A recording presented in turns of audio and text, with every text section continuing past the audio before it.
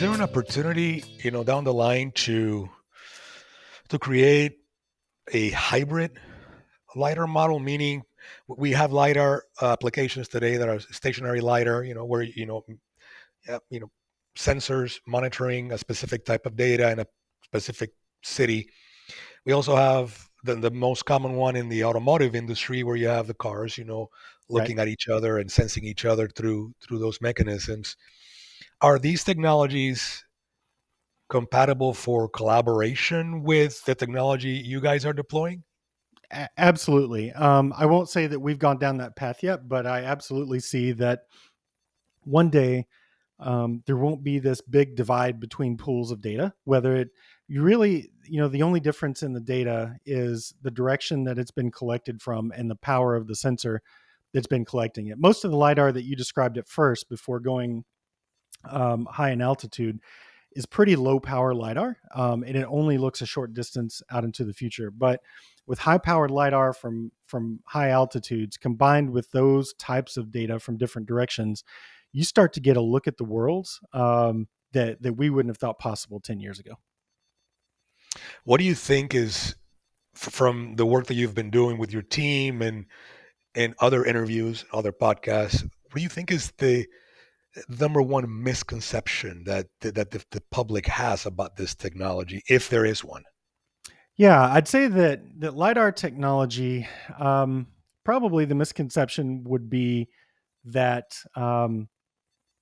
that we're dealing with lasers that you can see or and that are powerful, like what you would see on television. I don't know if you've ever seen the movie Real Genius. It was a movie in the '80s, and they shot this big high powered laser from an aircraft, and they, I guess roasted this huge amount of popcorn in a guy's house, and the guy's house exploded with popcorn.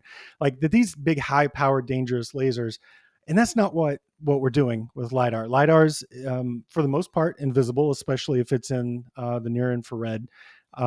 It's safe, meaning you could, from high altitude you could look straight at it and nothing would happen. You wouldn't even notice, right? So I think the biggest misconception is, what does a lidar look like? Am I going to see the laser? How do I know what's happening with the technology? But I think we're still in the phase where, this is a domain that's exploited mostly by autonomous driving. It's exploited mostly from aircraft in high precision mapping scenarios. But it won't be long once NuView is fully up and running that I think we'll have a much bigger view on the world stage of what's possible with lidar. So, what would you say to the young person coming out of college, or maybe an engineer who's trying to reinvent himself, herself, Mhm. into this new field?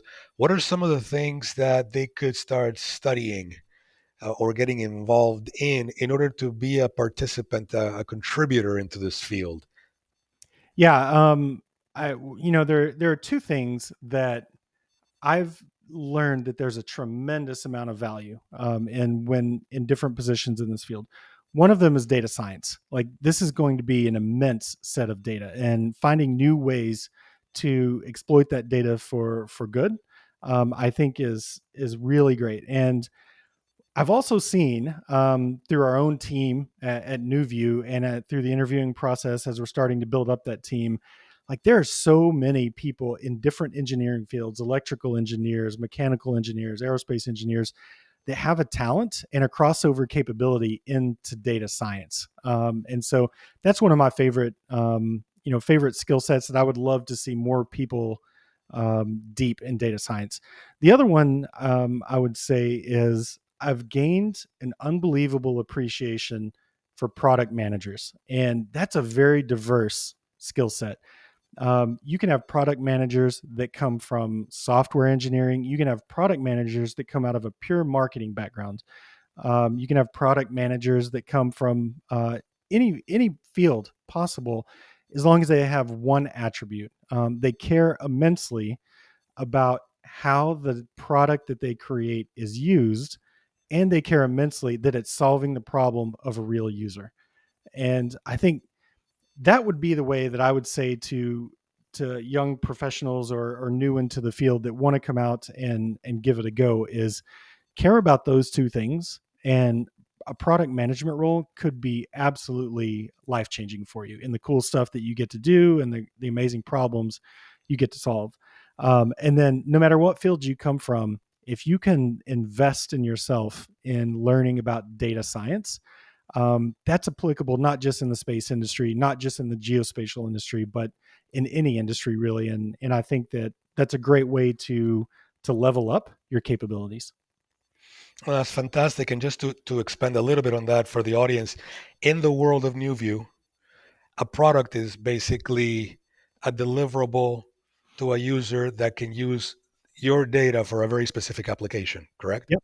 That a product manager um, should always be asking, what problem am I trying to solve? And then follow that with, who am I trying to solve it for? And so as you move in that direction, a product manager takes the requirements of the user. So someone on the ground that's trying to solve a problem. Let's say that they work in energy and they're trying to solve the problem of fires starting near power lines. Like, you would want to work with that community to understand what are the things that are causing these fires, and is there a preventable way that we can go about it, and then take that information and translate it to the people that are building the satellites and the LiDAR, and you tell them, here's the end result that we're trying to achieve. Let's build requirements for how this satellite and this sensor are constructed so that this problem doesn't happen anymore. But that's applicable in any industry. Like, we love to see that in our business. But you can take that, and that's a transportable skill set anywhere. That's fantastic. Well, Clint, I would like for you to leave the audience with three thoughts. You can pick any three thoughts, whether either three things that you're most excited about the future of this technology, the way that you guys are going to be delivering it, or the call to action for people out there. You've already touched on some of that a little bit. On what are the three things in any kind of mix that you want to leave the audience with regards of LiDAR, NuView, and how it can truly impact people's day-to-day lives?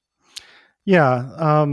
So I would say that the number one thing is that accuracy matters. And that's the biggest reason why we're trying to build a sensor that doesn't exist commercially anyway in space today, is that we want people to understand with the best accuracy possible how they can solve their problems and to have the right data to solve the problems. We also want to have a positive impact on our local community. We want to have a positive impact on the global community. And I've worked in so many different places around the world in different fields, and we want to provide data that is meant for good, and solve so many different challenging uh, scenarios. And three, never stop pushing the boundaries of what everyone thinks is possible today. That scenario where people say that something can't be done, it's very different than saying it shouldn't be done, right? And so we're in a place where we're the very first company in the world to build commercial lidar satellites to map the planet. And we believe that we don't even know all the problems that will be solved with what we're doing, but we're the first because so many people said that it couldn't be done. And here we are developing the LiDAR. We're hitting spec. We're getting things done. And I would compare it to, the sub 4 minute mile. That forever people said a human couldn't run a mile in less than 4 minutes, but once it happened, it became table stakes, and everyone had to run sub 4 minute miles, and that's where we are.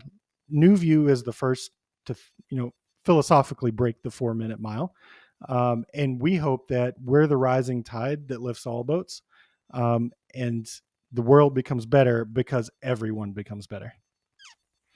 Great reference there to Mr. Bannister from England, who did that feat a long time ago.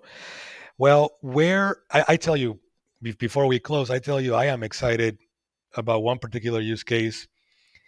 I'm a technologist during the day, but I am a history buff at night, and the archaeological and cultural heritage and preservation field The idea that through this technology, things could be found and on Earth, that to me is just super, super, super exciting.